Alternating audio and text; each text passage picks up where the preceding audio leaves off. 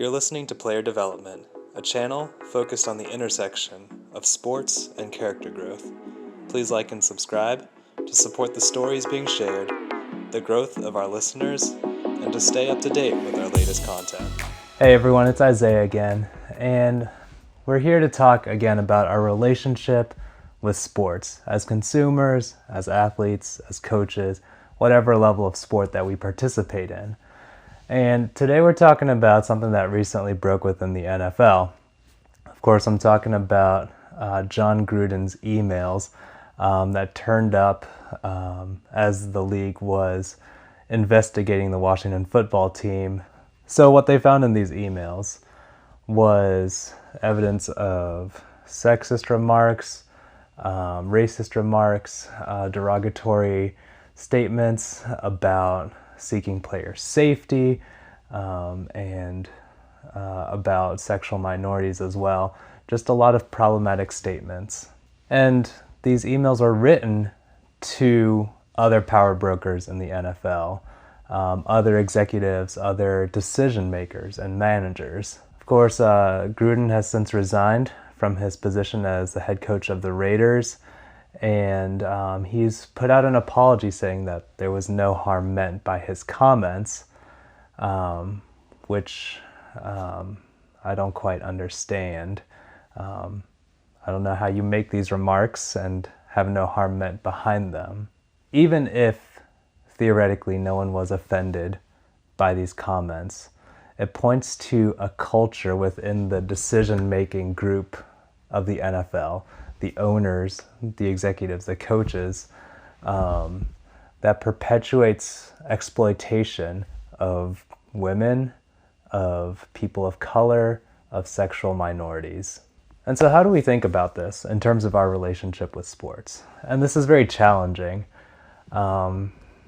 because if we are going to sports as an escape, we have this idea of sports being pure, of it being a pure meritocracy, just that the people that are most talented always rise to the top, regardless of circumstances, regardless of your race, regardless of your gender, regardless of, whatever.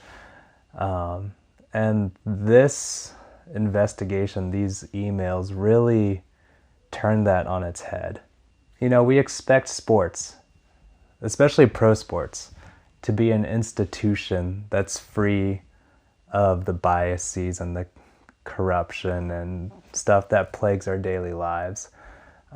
We expect the talent to rise to the top. We expect that talent to always be hired. And there was an article on The Ringer by Roger Sherman talking about how a lot of Gruden's hiring practices, his coaching staff, his personnel decisions when it came to players, things like that, make a lot of sense now in light of the comments that he's made. And you can look up that article if you want a more detailed breakdown of what he's talking about, and I'll put the link below in the description. But basically, he was potentially making personnel decisions not based on who most deserved the position, but based on the type of people that he thought fit his schema of what football should be. One of the remarkable quotes from that article was that if you're an NFL head coach, this kind of practice makes you bad at your job. And so I think the Chargers head coach Staley really summed it up well when he was asked about his response to these emails. He said that trust is really, really hard to achieve in this world, and that it's a sacred mantle for someone to call you coach or leader, to be entrusted with that kind of responsibility of leading people, of making the right decisions.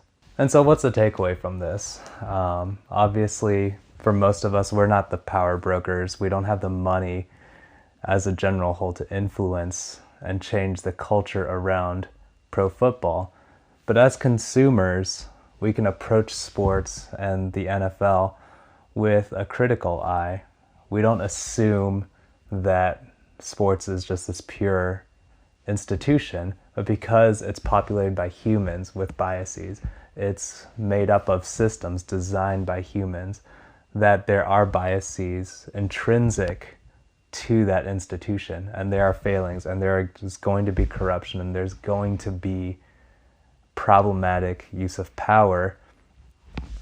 And not that we just accept that for what it is, but that we can name it and we can work towards a better future where we can have that kind of equality, where those kinds of comments are the exception and not the norm.